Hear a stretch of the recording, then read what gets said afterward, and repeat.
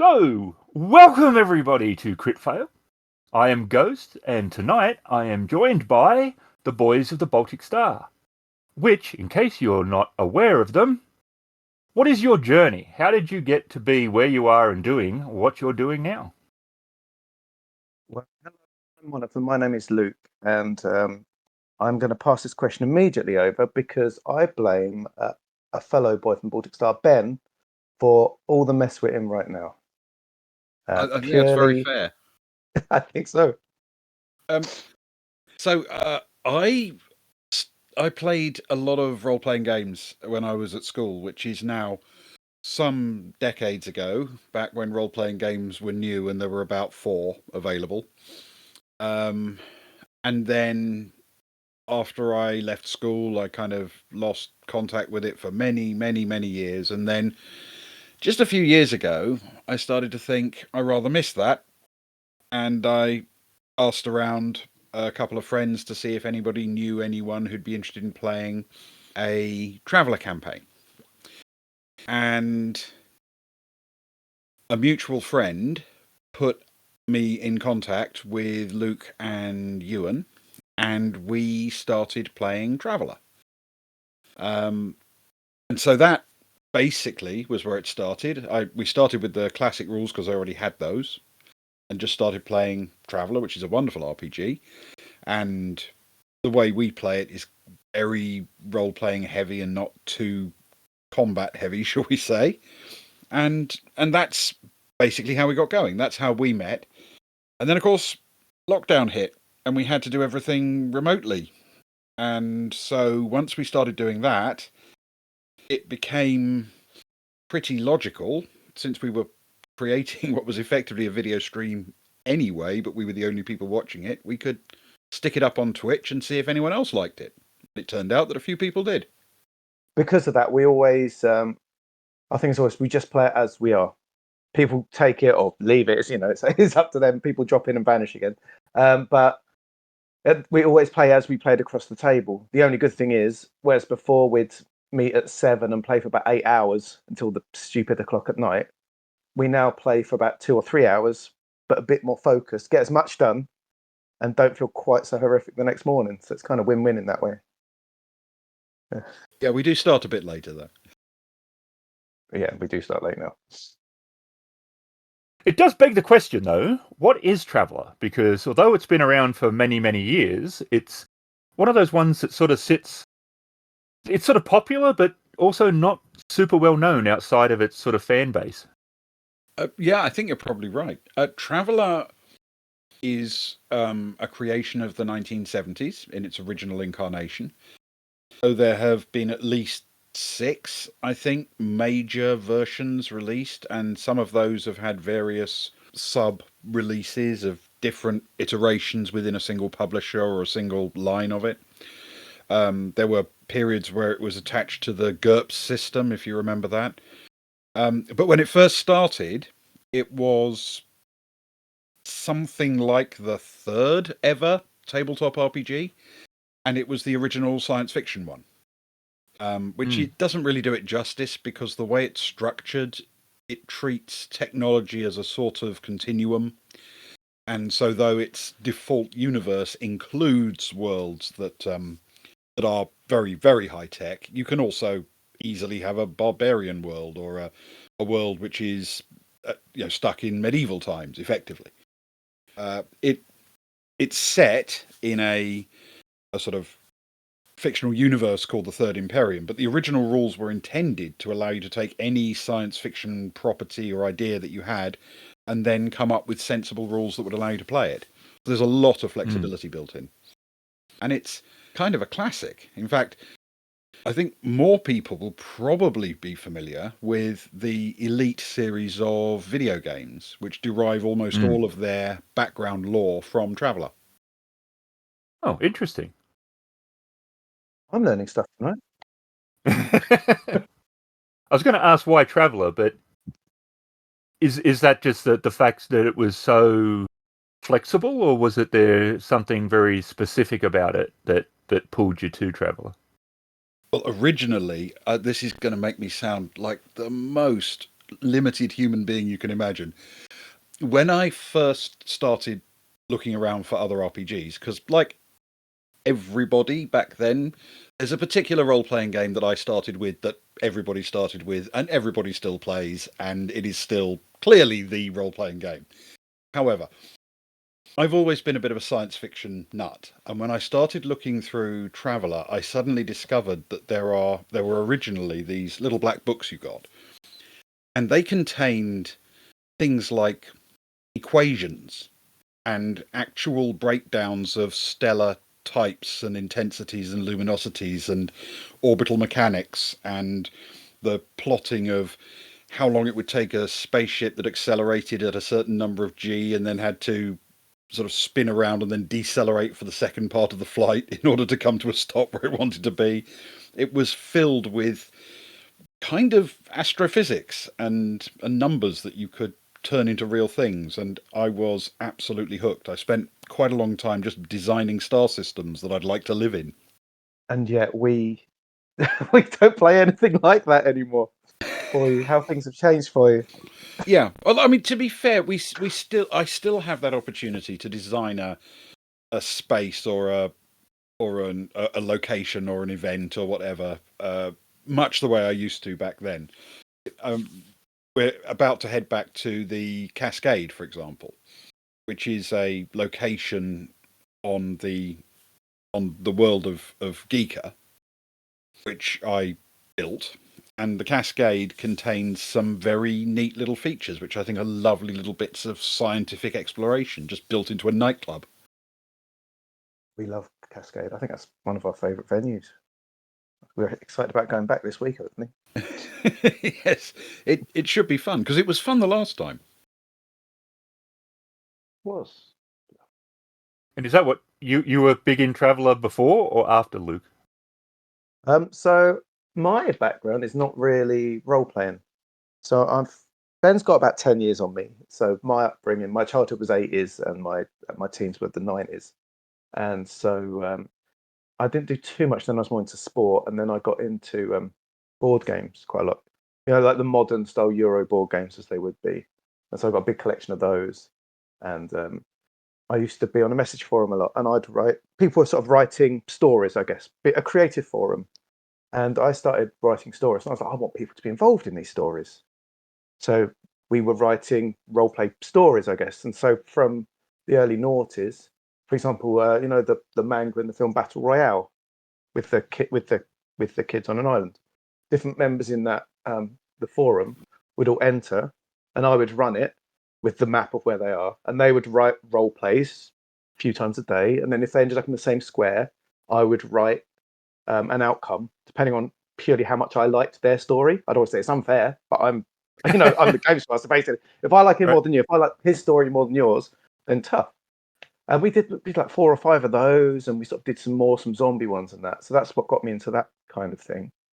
And then I went to Japan and sort of fizzled out on that a bit. And then we came back, and before lockdown, our mutual friend was like, "Hey, I got this guy that wants to do some role playing with us." I was like, "Cool, fantastic." And I'm a big sci-fi fan anyway, probably more sci-fi than fantasy.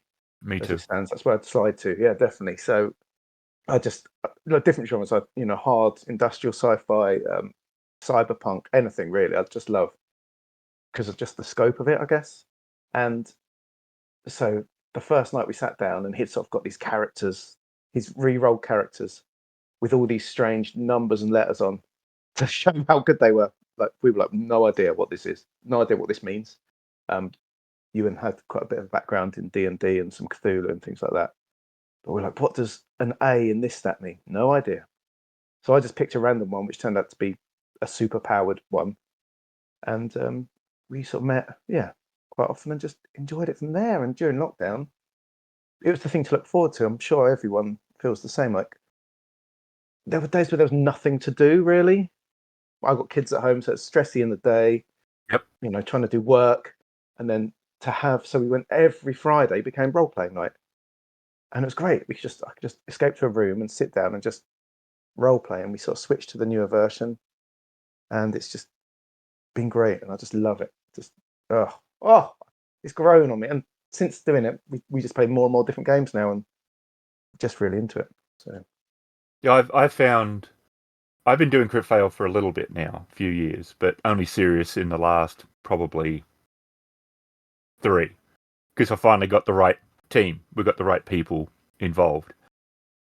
you were saying they were all brilliant. They are definitely very, very cool, and I feel very blessed. But I've found that, yeah, from a mental health point of view, role playing has been an extreme positive.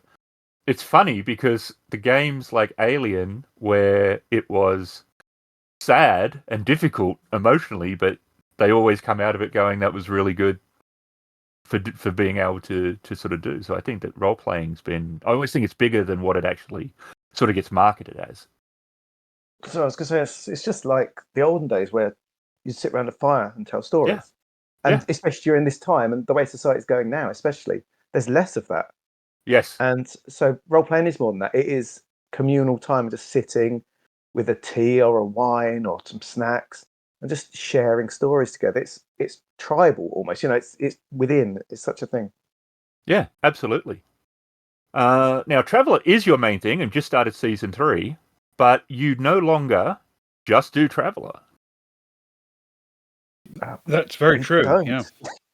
Yes, in fact, we actually do more not Traveller than we do Traveller now, though Traveller is still, I think, our largest single game. Fridays is Traveller, unless someone's not available. Yeah, Fridays is generally Traveller Day for us, and then on Saturdays we try to do other narrative RPG style games, but we do quite a variety of those. Some of which are really one shots, and some of which are our kind of one shots, so they actually take 5 or 6 weeks. Exactly. Yeah, and then there are some that are really set up to be longer stories, not necessarily quite as intense, or certainly not as frequent as Traveller, but they could be, potentially go on forever. If we look at every 6 weeks now, every 6 Saturdays, there's probably 3 or 4 continuing games, and then we'll throw in a few one shots in that time as well.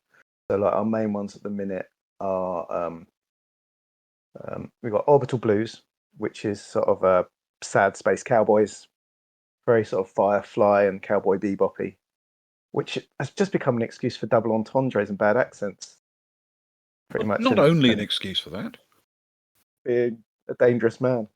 Yeah, that one we do quite a lot of crime, some of it intentional. That's really fun though, that one. And then we go the other way. Speaking of Alien, we do Those Dark Places, which is a rules light, really sort of thematic, like Alien Outland style game, very deadly industrial space. So and the good thing about these is we get friends from the channel sort of come and join us for these ones. So we get someone for that, which is a load of fun, which mixes it up a bit. What else we got, Ben? Well, I think The regulars. at the moment Rudy. the other long running one we're doing is Rudy. the Tony and Rudy ones. Oh, and Troika, of course. And Troika, yes. But we've also over the last couple of years we've been doing this. We've done lots of sort of almost or actual one shots of very, very rules light, very simplified games, often associated with a particular thing that just appealed to us in the moment. We've run a game in the Fighting Fantasy universe. In fact, it was the original Fighting Fantasy Wishing Well game, I think. For those who don't know, Fighting Fantasy is a very simple introductory role-playing game. We've used Maelstrom rules. We've got a game using the Buffy the Vampire Slayer rules, and these are very lightweight kind of rules, or we play them fairly light. Yeah, we simplify a bit sometimes, don't we, in play? Save Dave, which is ridiculous. Save Dave is amazing. Yes, Save Dave. Dave's gone missing. Dave's gone missing.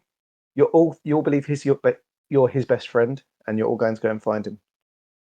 And that's a load of fun. So it's just a load of squabbling about who his best friend was. Yes, everybody believes that Dave is their best friend, and that they are. Dave's my best friend, though. But only I am. Dave is my best friend. All the others are wrong about that. Well, the variety of games is something we very much connect with because we're always attracted by shiny objects. Yes. So we're always moving. Blade Runner, Shadowrun, Alien, 7C, L5R, Star Wars, Twilight 2000's made a comeback. Wow. The One Ring, Yeah. Dragonbane. It just never ends. Tales from the Loop, fitting them all in is a problem. That is exactly the thing. We sit there on our Messenger like a few weeks before the next month starts, and we're like, right, okay, these are the weeks. Who's available? It's almost become like a business in some ways. Who's available? We've got who we're going to ask because we got some people. We got John from Greece is in Tony and Rudy. We got Gilly who's in Dark Places. We got Sock Fiddler. We got all these sort of different people. We need to check they're available. Check we're available. You don't want to leave it too many months between each Orbital Blues or Tony and Rudy because you lose the thread. No, absolutely. That's our problem with Shadowrun. That's why it's back on the thing. We finished Shadowrun Season 1 a year ago. And we had all these other things we had to get done. And now it's like, you know what? We really have to get back to that and track. And of course, we want to, but at the same time, we're like, but Dragonbane. So it's always this juggling act. And then it's the same thing because it's like, you can do all this. And when you said you got to make sure you're available, that is so important because you get everyone else lined up, and then it's like, who's not going to be? Oh, me, the GM. Well, that's right. We actually started coming up. A lot of these games started because they were what shall we do if Luke's not available? What should we do if Ewan's not available? Ben. Right. So if I'm not available, they play through a Fighting Fantasy book. Yes. If Ewan's not available, we used to do Tony and Rudy. We get John, and if Ben wasn't available, Ewan and I would do A Quiet Year or something like that. We'd find something, so it became something to cover, and it's quite nice. They'll become their own series in their own way. Then, yeah, absolutely. Yes, and we're terrible at those Fighting Fantasy game books, by the way. That is true. That is true. You haven't survived it. You think we haven't won a single one yet, and we've played like 10 or something, more than that, I think. I feel bad for Ewan, who does an amazing amount of work on the maps, only to die. Yes. Yes, I feel bad about that as well. I mean, I don't feel bad enough about it to take on the responsibility of doing the mapping from him, but I do feel bad about it. Of course. He does such a good job of it. And it's like, wow, that's really impressive. And then it's like, you go into this room and you trigger the gas cloud and you die. And it's like, man, I feel sorry, dude. Yes, it is. It is one of those things. I'm afraid we're not always successful at everything we try when it comes to these things. Still, failure can be fun too.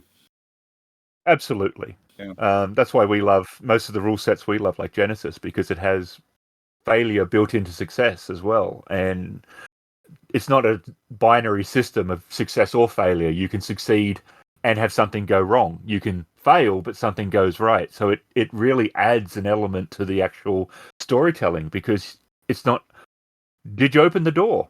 No. But something went right. So then instantly the player starts going, okay, because before it's like, did I open the door? No, it's locked and you failed to pick it. Oh, all right, what else can we do? But now, no, that didn't happen, but something did go right. So then I find it creates a lot of creativity and sort of imagination. And they've definitely got better from playing those games to ones that just succeed or fail. But the big thing you guys are doing, and it is a big thing, and you should be proud to even have got to where you are with it, is you are going to be doing a convention. We are. That is huge. Yes, in the actual flesh. Yes. How the hell did that happen? I don't think I can be blamed for that decision. I think Luke can mainly be blamed for that one. Too much drink one night or something and got a bit overexcited. Probably.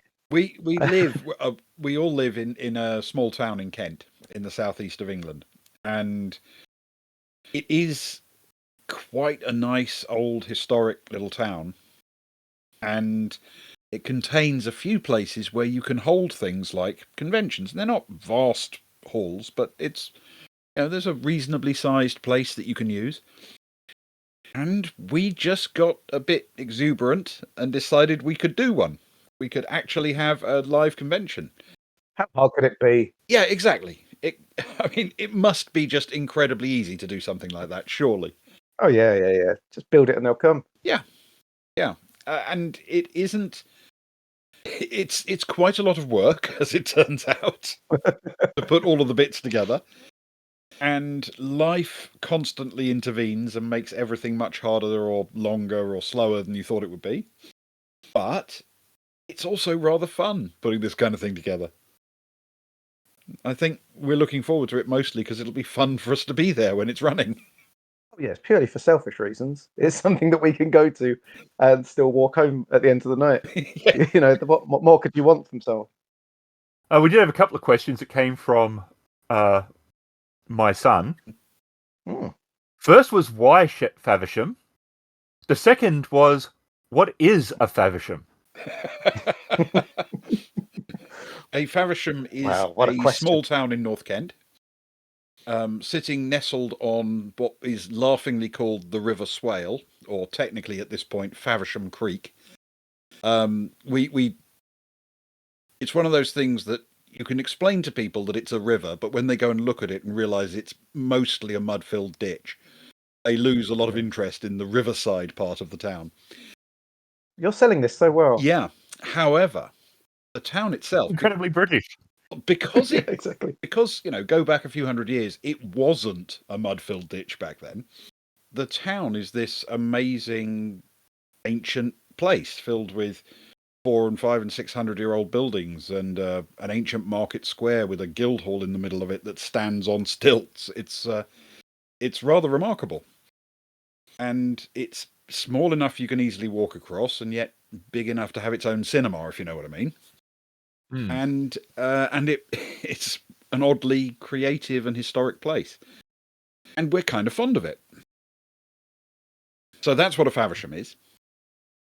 And if you Most awesome. Well, I actually wrote a sort of short history of the town, which we stuck on the website, on the convention website, so that people would know what to look for when they got to the town. Because Faversham's quite interesting in terms of the industries it went into. Because it was never a really big shipbuilding centre, but it, if you can imagine going back a few hundred years and you're a small town and you're looking for things to do that would set you aside from other towns, Faversham, I think, made very wise choices in going for things that were really fun. So it became a sort of nationally renowned centre for the brewing of beer and the making of explosives. They great things to mix, really. Absolutely. Yes, absolutely. And obviously the people who make the explosives definitely need to be drunk. But that's not the reason why there was a big explosion, though. a few years back. Yes, unfortunately, there was a very big explosion during the First World War. So how long did it take to go from, hey guys, let's do a convention, to you're out of your mind, to maybe we can actually do this? I just went. I contacted some people and booked somewhere and said, right, it's happening now. Then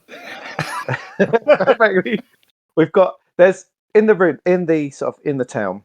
There's probably a few venues that would really suit that sort of size.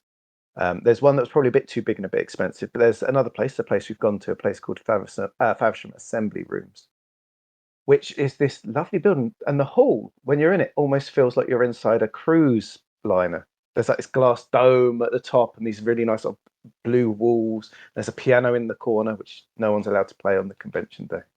And you can have round tables, and it's all very nice. And sort of we were talking about it, so I was like, oh, I'll see what's available. But of course, when you're booking places and they say, well, we're booked up till then, and there's only 2 of them until 4 months later, you have to sort of jump on it a bit. So like, right, we're doing it. Quick message to those. Right, are we sure? So I'm booking it. Yes. And then it's like, oh, okay, if we're doing it now, I've put money down on a deposit. This has to happen. Yeah. We have to have at least this many people turn up now, Mm. or my wife is going to kill me. So, Also, it's very well there's a saving. weird bit in the assembly rooms which actually turns out to be accidentally like an escape room, because there's this little weird maze of rooms connected together, which if you sort of get turned around, you suddenly find yourself walking into a toilet rather than the way out. It's very odd. It's very whimsical. I like it. It is. It's a lovely old building. I did see it was either posted or said. I can't remember which one it was, but I think it was one of you guys said something like the convention center's in between a Chinese shop, restaurant, and a kebab place. But if you reach the kebab place, you've gone too far. And that felt incredibly British as a way of describing where to find something. Yes, it is literally sandwiched between that. The sort of alleyway into the back of it, sort of down into their car park and turning area, is literally flanked by the assembly rooms on one side and the kebab shop on the other. Yes. It's a very Faversham way to do things, that I think. With with multiple pubs within about a minute's walk, which is also a very Faversham thing. Historically, it had the most pubs per head in the country or something back in the day. Definitely going to aid the role playing. That's what I'd hope so too. Yeah, we've built in breaks just for that. Yes, of course we have. Yes, welcome drinks were the first thing I think that hit the schedule. We might role play here and there. So, what is the concept for the con? It's I guess there's a lot of cons out there, and Yes. the main thing we were looking at first and foremost was a size that felt comfortable. So we wanted a con that was about 60 people a day, maybe, which is not huge, but I've known bigger, I've been to bigger, but with enough variety. Because I think the key part of ours was variety and friendliness, Right. and just general hangout vibe for those that want to. So we've built things in like Friday night, we'll be out and about in town for any early comers that want to hang out on Friday night, go for a drink. If they want to go for a curry or whatever, they can do that. And then all the way through to Monday morning, at least a couple of us will go to there's a cafe nearby to have brunch, which for anyone on our channel knows is quite a Boys in the Baltic Star thing, is a brunch. Yes. So there'll be a farewell brunch. So we're trying, and then at the end of the evening, we're trying to finish early enough that if people do want to be in town for another hour or hour and a half for a drink, they can do that. And we're leaving time for food. So first and foremost is to try and be friendly and chatty for people that want to, but also variety. We all know what the most popular roleplay game is out there, and if you just want Once to crit fail do. exactly right. Everyone tune in. If you're listening but you've never tuned into what they do. But our thinking was we know we want to just put a variety of games on, and we know that's being like all those shops that sort of close down because they do everything averagely and nothing good. But we have to do Traveller because we're Traveller, and it would be wrong of us to do a convention that isn't what we want to do, because our channel is always about what we want to do. Right. So the convention is come or don't. We're putting on what we want, and please do. So it's just variety, and so we are looking at things like Traveller. We've got we'll have D&D. We've got we've been speaking to people. I'm going to move my mouse without clicking on the wrong part of the screen here. We're looking at people doing things like, and it's not all finalised, of course, but things like Coriolis, Into the Odd, Ravenloft, maybe some Save Dave. I might run Pig at a Wedding, which is a stupid game. So we're doing everything from quite dark and sinister to silly and chilled. And I know Ben is looking at doing some very beginner-friendly games. Yeah, because I'm doing one that we can just slide in for anyone who's interested in the idea but has never played an RPG before. So something that can really just set them on the path, so to speak. Right. Yeah. So our concept has been Woolworths. Well, yeah. Well, Woolworths was. I mean, in the end, though, Woolworths was a great concept. Yeah, I think it's still going in Australia, isn't it? Kind of. Yes. Although they've got rid of the one thing that I loved, which was the cafe. Oh, we never had a cafe. I don't think we ever had cafes in ours. Yeah. I also had a lot of pick and mix that always got stolen by the school kids. I remember that much. Yeah, we always had the cafeteria, which as a little kid, that was always great. Grandma would take us to the cafeteria. You do your shopping and go and get a milkshake and some food, and it was great. Who cheated with our Woolworths? Our Woolworths was rubbish. It'd still be open if it had a cafe in town. Yeah, I feel very let down. I was already let down by the fact that the British version didn't have huge skyscrapers, and now it turns out we didn't even have anywhere to eat. No wonder it failed. Yeah, Dear. I'm not missing it now. No. Good riddance. Well, I'm glad to be able to make you feel better about that. Thank you. You did a public service. I've mourned it for 20 years, and now I'm over it. But no more. Yeah. Oh. So, do you have some guests coming, or panels, or are you just focusing on the gaming? We have got some guests. It's difficult to talk about everything because there's some things to be finalised, of course.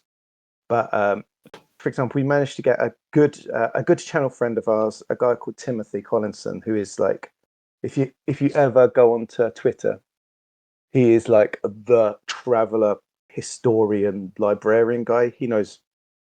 We had him as an interview, didn't we, Ben? It was ridiculous. Yeah, he's an utterly delightful guy, charming and really enthusiastic and chatty, and we loved him when we interviewed him. But he also gave us permission to play one of his scenarios that he'd written for Traveller, which we sort of kind of butchered in order to fit it into the ongoing campaign. But he was very kind about me cheerfully butchering one of his stories and stealing the locations and the background, and then just beating it into shape so it fit the campaign story. He's a lovely guy, and he's coming to enjoy the convention, but also to run a game for us. Very cool. He was the first one that confirmed, which was fantastic. We've got a D&D stream group who stream on Twitch and YouTube from the UK, and they go to things like Comic-Con and things. But I've got they said they're coming, so it's Roll the Damn Dice. I'm a friend with one of the guys. He was like my usher back at my wedding like 20 years ago. But they're going to come down, but I've got a meeting with them tomorrow to decide exactly what they're going. But they're coming en masse, so they're very enthusiastic about helping, which is great. Very so cool. we've got that. I've heard of them. Oh, that's good. We've got a guy, a podcast. So maybe I don't know if I'm allowed to talk about your competition here. He's an English guy called Thinking Critically. He asked if he could come and do like some vox pops and that during the day. So set up a booth and just wander around the convention, chatting with people and doing things like that. So that's a nice different change of things. Yes. Yes. A change up. Yeah. And then we've got some guys from across the southeast. We've got a few guys across the southeast that have requested to come and run some games and things as well. So it's not just us three just playing, forcing everyone to come play our table. The idea was to get a variety of different people with different experiences and different games that know those games far better than us. Right. To really do them justice and help people have a good time. Yeah. And we are hoping to run a panel or two just to give the opportunity for some of our guests to answer some questions. They won't be very long, but they may be an opportunity for people who want something different than just playing through a game, which requires a certain commitment of time and endeavour, to come in and learn a bit and find out what it's all about, really, I suppose. There'll be a lot of knowledge and experience in that room already, looking at the people we've got and speaking to them. Not for Michael, well, not for my corner, but there should be enough that would be fascinating to listen to. There will be a lot of very interesting people who play a lot of RPGs and write a lot of RPGs, and there will also be the three of us, yes. Now, the game's designed to go all day, or is it sort of going to be broken into a morning and afternoon session? The way we're planning it at the moment is for there to be 3 sessions in a day, each of 3 hours, basically. Okay. The way it's sort of working out, if people want to put on a slightly more ambitious game, they'll do it in, say, 2 sessions back to back. But there will be breaks, typically at least an hour long, between each session, so people can wander around, have a chat, have a drink. As Luke said, it's supposed to be social. It's supposed to be an opportunity to mix and mingle as well. And because the sort of session length is 3 hours, I think we all feel that's quite a good length for a quick fire one shot that can give you a taster or a bit of engagement with the story, but doesn't feel like it drags. It should feel like it Right. flies by on that kind of time. Right. We're never going to be able to do that. We need to book at least 2 sessions for us. We're too slow. Well, I mean, we Everyone did else will be briefly able to do talk about maybe running a one shot ourselves, but then realised it would be all 3 sessions on both days for us to do a one Yes. shot, and that would just be everything we did. That would be the whole convention for us. And is there going to be accommodation available? Like, is there decent hotels available? Yes, it's a small town, but there are good hotels locally, several of them within easy walking distance. And we have a chain one, which is only 20 minutes down the road. It's that they are,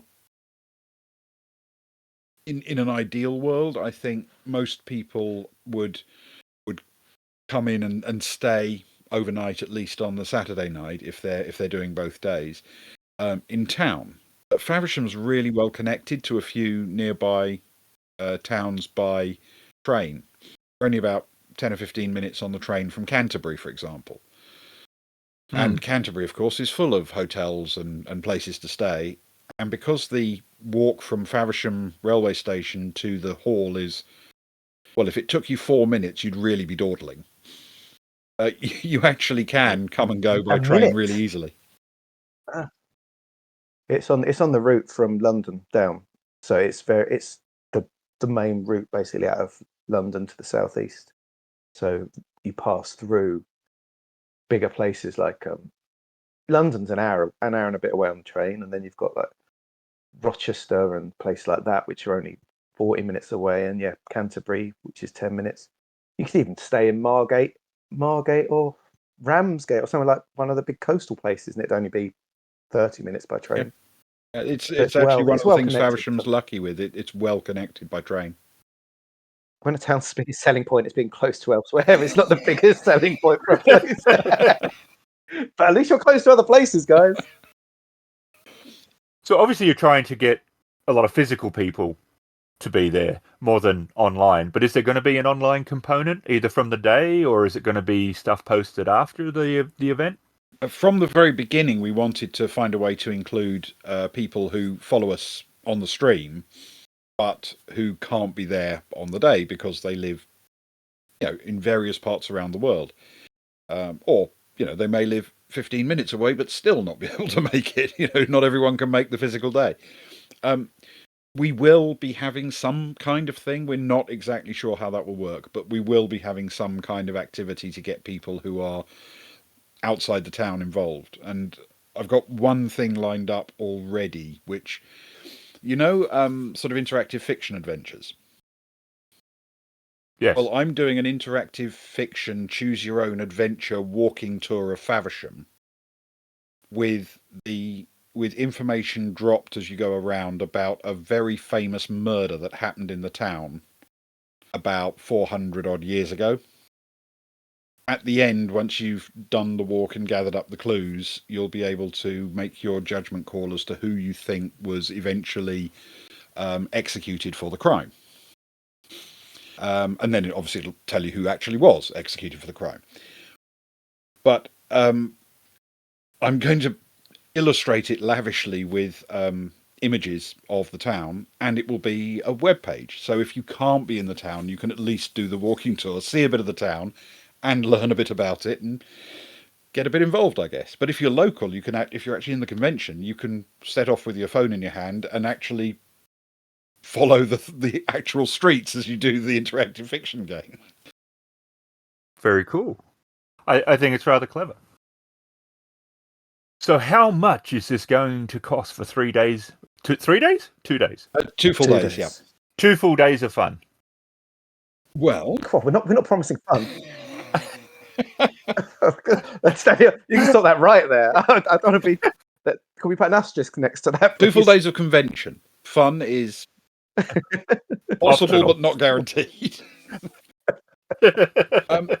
If you want to buy a weekend pass to the whole thing, it's going to cost you £25 plus the booking fees on Eventbrite, which aren't that onerous. And a day pass is £15 plus a little bit of Eventbrite fees as well. We've tried to keep it relatively reasonable. I asked a few people about what sort of prices would be not ridiculous, and that we're not trying to become millionaires off it. We want to cover our booking fees. We want to provide like free teas and coffees and biscuits and things like that, and buy a couple of banners, and that'll be pretty much. And lanyards, because you've got to have a lanyard. Have a lanyard. Every convention's made that lanyard. Yeah, that is pretty much the limit of our ambition. Free tea and coffee. And a lanyard. Yes. Then you've made it then. Yes, I mean, I think at that kind of price point, theoretically, if you signed up for everything and did everything, you could have 6 3-hour sessions for £25 plus a booking fee, and it's not. Right. I don't think that's too steep. No. And I mean, jokes aside, I think it's better to definitely do a project that is doable rather than aim a little bit too high and not be able to pull it off. I think a lot of times when some of these projects fail, it's because they have gone, but if we do this, and that might be what you could do, but then they go, but if we could do this, maybe we could do this. And maybe they can, but then they go, but if we could do this, we could do this. No, you couldn't. And that's when because that's when you start having to charge 150, 200, 300 for the fees. And then you need a lot of people, you need a lot of things. There's got to be a lot of stuff happening or people aren't happy. And I think that doing something that is workable, doable, is something that's good for gamers to come and do without being too ambitious. I think that's a really good place to start. I think I've been thinking, and I think I've said to the guys that in a lot of ways, I wish that this first one was over and done with, and that we were planning for the second one, because we would know what we'd come from and what worked, what didn't work, what to expect. Right. The first one's I keep, and I know Ewan does, so I don't know so much about you, Ben, if you do, but I keep bouncing between this is going to be an absolute failure and this is going to be brilliant, depending on a message I get in a day. From someone saying, "Hey, I want a gem," I'm like, it's going to be amazing. Or like, "Ben, did we sell any tickets today?" No. It's going to be a failure. And it'd be nice to get through the first one. We're going to enjoy it, in a way. I'm going to love doing the first one. It's going to be fun. Whatever happens, it's going to be an experience. But there's something about having one behind you that theoretically would help. And we have talked, because we sort of meet up every couple of weeks in person to sort of sit at a pub and to have a beer and chat about life and the convention and stuff. And we have got plans for the future and things that you could do in future ones. But you can't get too far ahead of yourselves, can you? Because you've got to focus on what's coming now. Yep. And if this works at this size, you have to have decisions about, do we push it bigger because it works very well at this size? Or, what do you want it to be? Do you want it to be like a Gen Con with thousands of people? What is your goal in life? And if we want something that's very us, it's never going to be very huge. It's just going but it doesn't need to be. No, exactly. And that's the thing. There's so many conventions around the world that have been brilliant for decades, but they just know what they're about. And it works. And I think that's the key, isn't it? Finding what you are and what works for people. But I think we've been to a few cons here and there, and while they can be awe-inspiring, they are extremely claustrophobic at times, and also very not intimate. Even if you do meet someone, if you're lucky, then that is that you're a fan of. If you're lucky and they're a cool person, you might get a really nice sort of moment that you can remember.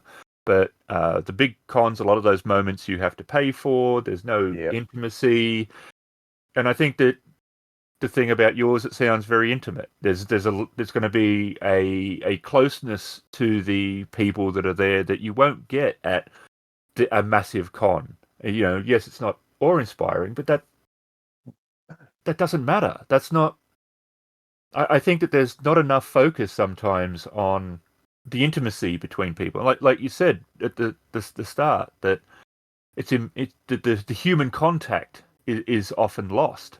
And these big cons, there is lots of humans sort of without the contact. So having something where you can talk to the organisers like yourselves, can talk to other gamers, can sort of move at your own pace and not feel that you're in the way or having to move quickly or get a selfie that's literally, and then, that's all you get sort of thing. And you say, yeah, I saw the star from this show. It was great. Yeah, you saw him for 2 seconds. And Yeah, exactly. so I think it is that, yeah, that closeness, I think, is something that is a very, I don't want to say marketable, but I think it's a definite advantage of a con your size.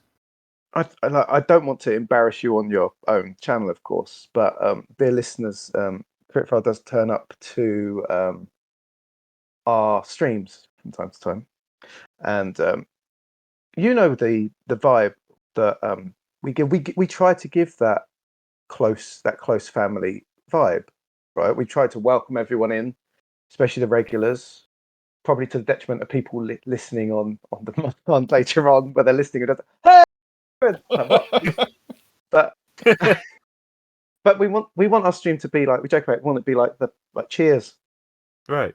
everybody knows your name. And if a convention is that sort of friendly vibe, that we want people to feel not like, oh, I'm home, that's a bit cheesy, but like, cool, I can grab a cup of tea, I can just sit and chat with this writer of something, I can, I don't need to play this game because I'm actually quite enjoying this session. I'm not booked, but that's okay because I can wander around town for a bit with someone and do Right. sort of the mystery thing. And that's, I think, that's what we do anyway. So why should we change it for the convention, I guess? Right. But I think that you shouldn't. I mean, that's just an opinion, but Agreed. I think that one of the mistakes people make is being one thing, and then when they do something like this, they decide, no, that's not what we should be, and they do something else. But then they lose their authenticity, and through that, they're not happy because they're not being who they are. And I think that if it's going to work, more than anything, it's going to work because of who you are and what you do. And doing something different, I don't think that would be a good idea. I agree. I mean, we may have to be like 7 or 8% more sober at the convention than we are on stream, but only 7 or 8%. When we first started streaming, we made an agreement that we were just going to be us anyway. Because we weren't going to fake it, because you're going to get found out at some point, and we wanted to look forward to the week. It's not like, oh man, I've got to put on this persona for the next 4 hours. Right. Oh man, I've got to be careful about how I go about things. How we talk, what we say is literally how we are when it's just the three of us in a room. Right. And I think I'd like to think we would be the same in the convention as well. What people would see is how we are on stream and how we are in the pub by ourselves. Yes. Yeah.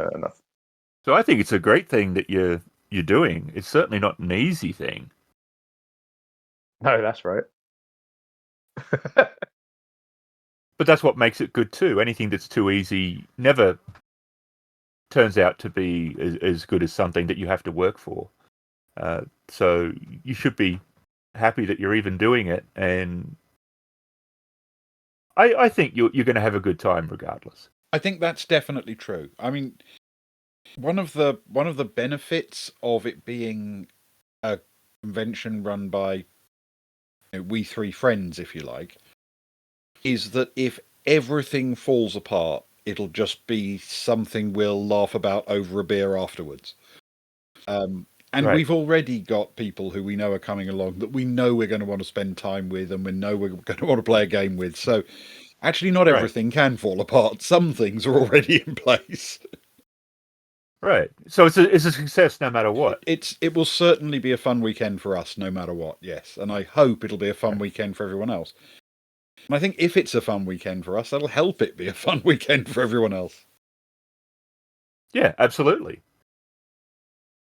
But we will put links. We will put the description. We will put everything else. Links in the description.